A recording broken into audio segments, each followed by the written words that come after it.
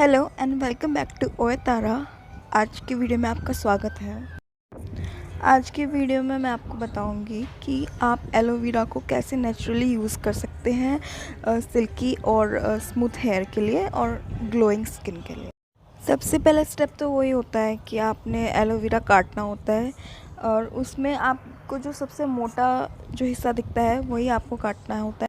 Aloe vera को काटने के कुछ मिनट बाद ही आपको यूज़ कर लेना चाहिए, क्योंकि जितना देर वो बाहर रहेगा उतने ही उसके गुण कम होते जाते हैं।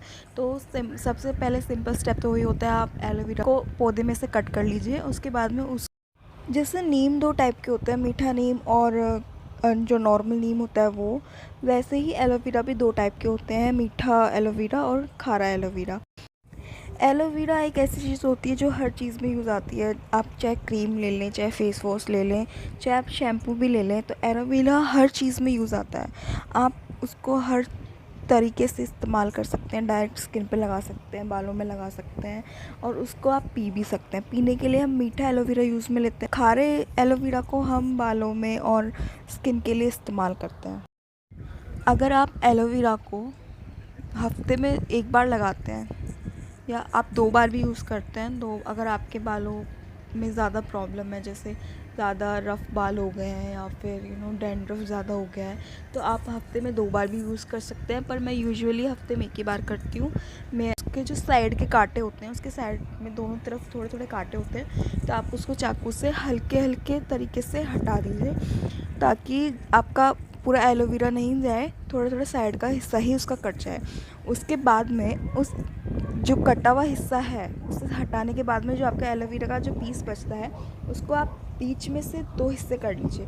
उससे क्या होता है कि जो आपका अंदर का जो एलोवेरा होता है वो इधर उधर गिरता नहीं है, वेस्ट नहीं होता है, और उसके अलावा आपको लगाने में भी ईजी होता है। तब जब आप उसके 2 हिस्से कर लेते हैं, 2 हिस्से करने के बाद में एक हिस्से को हाथ पे लीजिए और उसको क्लॉकवाइज़ या एंटी क्लॉकवाइज़ घुमाइए।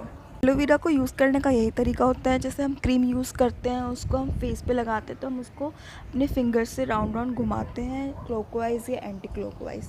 वैसे ही आप एलोवेरा को, जो एलोवेरा का जो आधा कटा हुआ हिस्सा है, उसको हाथ पे लगाना है तो हाथ पे, या सिर में लगाना है तो बालों की जड़ों में, क्योंकि ऊपर ऊपर बालों में नहीं लगाना होता है, उसको जड़ों में लगाना होता है, तभी वो अपना अच्छे से काम कर सकता है। तो बालों की जड़ों में, या फिर फेस पे लगाना है तो फेस पे भी क्लॉकवाइज़ या एंटी क्लॉकवाइज़ ही उसको यूज़ करते हैं। डायरेक्ट हम ऊपर नीचे नहीं करते हैं, और उसको लगाने के बाद में उसको हम थोड़ी देर छोड़ देते हैं।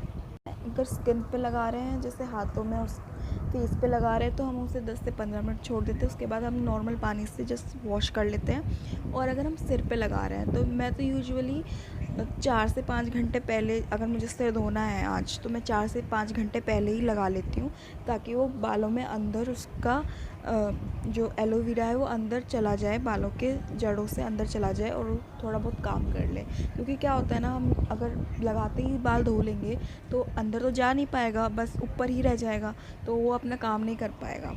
मैंने काफ़ी प्रोडक्ट्स यूज़ कर लिए थे, काफ़ी टाइप के शैम्पू यूज़ कर लिए थे, पर कोई फ़र्क नहीं पड़ रहा था। मेरे बाल काफ़ी रफ़ हो गए थे, तो मैंने काफ़ी कोशिश कर ली थी बालों को सही करने की, बट कुछ काम नहीं कर रहा था। तो एंड में मेरी नानी जी ने मुझे बताया कि एलोवेरा यूज़ कर। तो एलोवेरा जब मैंने यूज़ किया तो 1-2 हफ़्ते, क्योंकि हफ़्ते में 1 ही बार लगाती थी, तो ज़्यादा ऐसा होता नहीं था, तो लगाया तो इतना कुछ फ़र्क नहीं पड़ा।